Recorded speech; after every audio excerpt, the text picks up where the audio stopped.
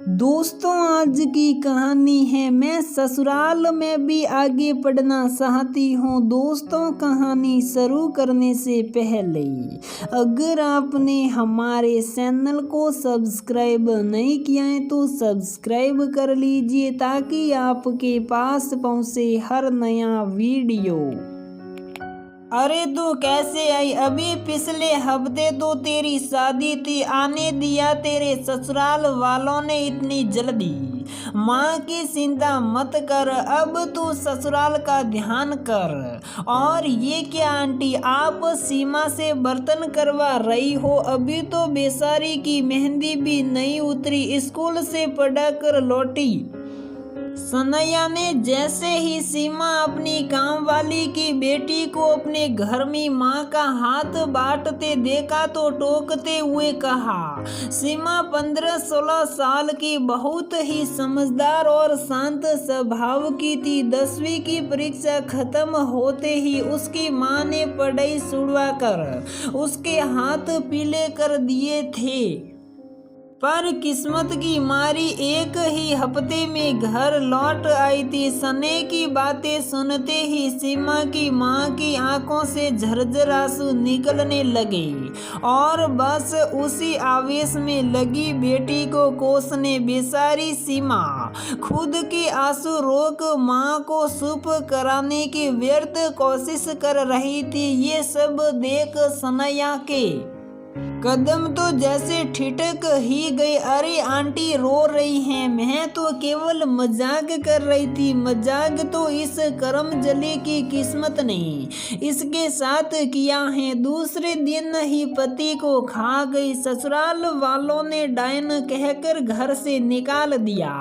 कितना गिड़गिड़ाई मैं उनके आगे की मेरी बच्ची का क्या दोष है। तो जेठानी कहने लगी, हमने क्या ठेका लिया है, मर जाए ये भी हमारी बल्ला से।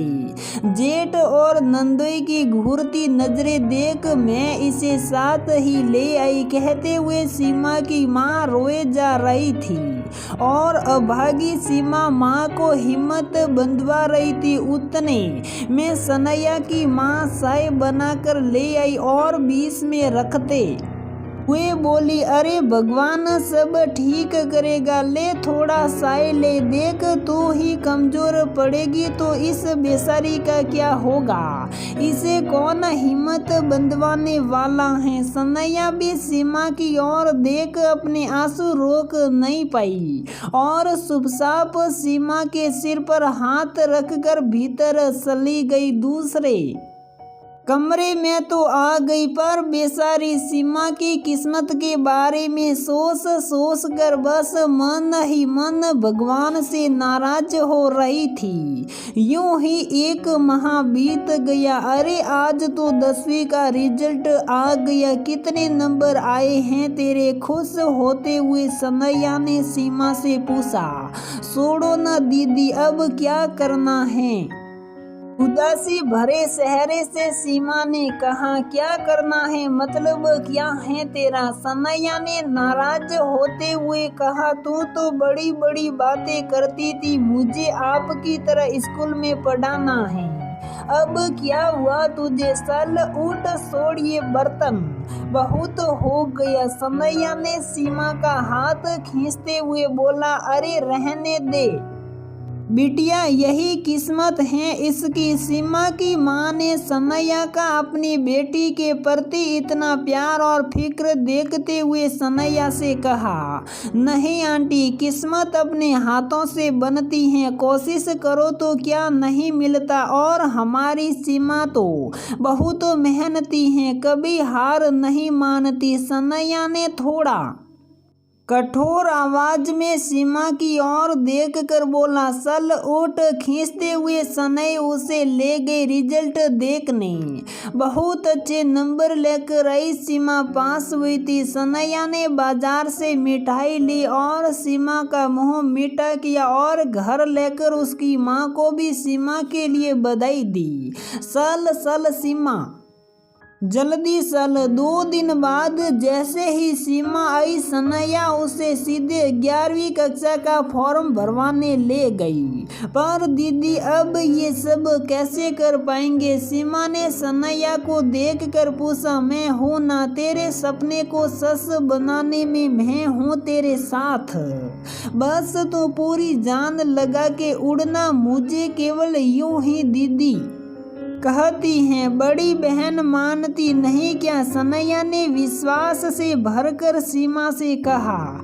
ऐसा नहीं है दीदी, कहकर सीमा सनैया के गले से लग गई। चल अच्छा, अब ये आंसू पोंछ और पंख फैलाने की तैयारी कर, सनैया ने सीमा को हिम्मत बांधते हुए बोला। सीमा ने अपनी पसंद के सब्जेक्ट लेकर 11वीं कक्षा में दाखिला ले लिया। सनैया को माँ ने समझाया। क्या सनैया, कुछ ज़्यादा ही हो गया है, थोड़ा बहुत पैसे दे दो, बाकी अपने आप करती रहेगी। नहीं माँ, सीमा को भावनात्मक सहारे की भी ज़रूरत है, और पढ़ने में भी उसे जो समझ नहीं आता मैं उसकी मदद ही तो कर रही हूँ, उसके विषय भी मेरे जैसे ही हैं माँ, सनैया ने माँ को समझाया। माँ बस चुप ही कर जाती। सीमा की फीस और अन्य खर्चों का जिम्मा भी सनैया ने ले लिया,